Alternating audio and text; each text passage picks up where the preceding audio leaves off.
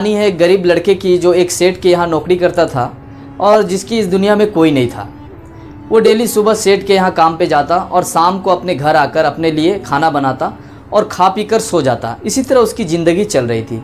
पर अचानक एक दिन उसने देखा कि वो अपने लिए 4 रोटी बनाया और रोटी बनाने के बाद में जैसे वो हाथ मुँह धोने के लिए बाहर गया और हाथ मुँह धोकर जैसे घर के अंदर आया, उसने देखा एक रोटी गायब है।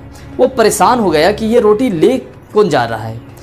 दूसरे दिन भी उसके साथ यही घटना हुई। तीसरे दिन उसने सोचा कि आखिर डेली मेरी एक रोटी कुछ दिनों से कौन ले जाता है, आज मैं उसे पकड़ूंगा। वो फिर तीसरे दिन अपने लिए कुछ रोटी बनाया और रोटी बनाने के बाद में वो दरवाजे के पीछे छिप गया और छिप कर देखने लगा कि मेरी रोटी लेता कौन है। तभी उसने देखा कि एक मोटा सा चूहा आया और एक रोटी उठाकर भागने लगा। उसने तुरंत चूहे को पकड़ लिया और चूहे से बोला कि तुम मेरे हिस्से का रोटी क्यों ले जा रहे हो। तो चूहे ने जवाब दिया कि मैं तुम्हारे हिस्से का नहीं बल्कि अपने किस्मत की रोटी ले जा रहा हूँ।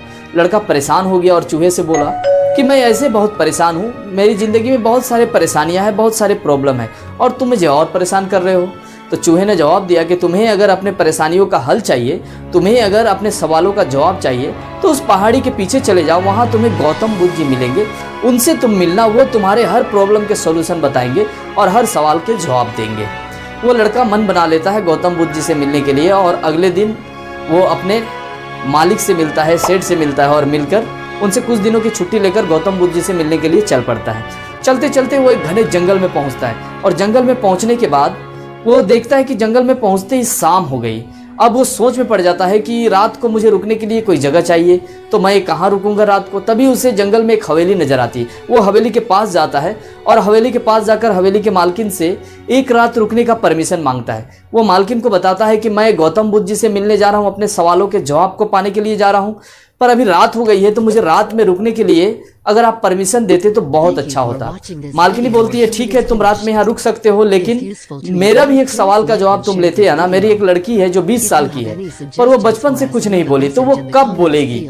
लड़का बोलता है ठीक है। लड़का रात वहीं सो जाता है और दूसरे दिन सुबह उठकर फिर वो अपने मंजिल की तरफ बढ़ने लगता है। चलते चलते फिर वो पहाड़ी के पास पहुंचता है। अब पहाड़ी के पास पहुंचकर वो फिर चिंता में पड़ जाता है कि मैं इस पहाड़ी को पार कैसे करूं।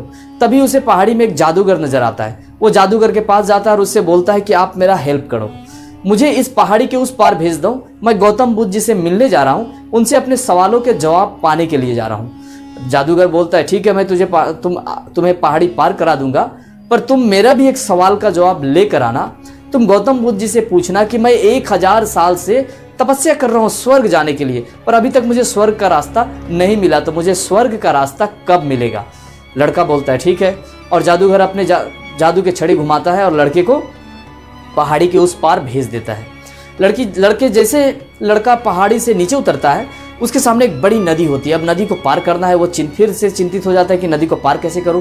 तभी उसे एक कछुआ दिखाई देता है। वो कछुआ से मदद मांगता है कि मुझे नदी पार करा दो, मैं गौतम बुद्ध जी से मिलने जा रहा हूं, अपने सवालों के जवाब पाने के लिए जा रहा हूं। तो कछुआ बोलता है ठीक है, मैं तुम्हें पार करा देता हूं, पर तुम मेरे भी एक सवाल का जवाब लेकर आना। मैं 100 साल से ड्रैगन बनने की कोशिश कर रहा हूं, पर बन नहीं पा रहा हूं, तो मैं ड्रैगन कब बनूंगा। और कछुआ उसे अपने पीठ में बिठाकर नदी के उस पार पहुंचा देता है। लड़का नदी पार करके कुछ दूर चलता है और गौतम बुद्ध जी के आश्रम में पहुंचता है। जब वो आश्रम में पहुंचता है और गौतम बुद्ध जी से मिलता है तो गौतम बुद्ध जी बोलते हैं कि मैं आज हर व्यक्ति के सिर्फ 3 सवाल का ही जवाब दूंगा, 3 प्रश्नों के ही उत्तर दूंगा। लड़का सोच में पड़ जाता है कि अगर सिर्फ 3 सवाल का जवाब लूँ, मैं अपना सवाल अगर का जवाब लूँ, तो बाकी जो 3 मुझसे मिले थे, जिन्होंने मेरी मदद की, उनके सवालों का जवाब तो रह जाएगा, और अगर उनका पूछूँ तो मेरा सवालों का जवाब रह जाएगा।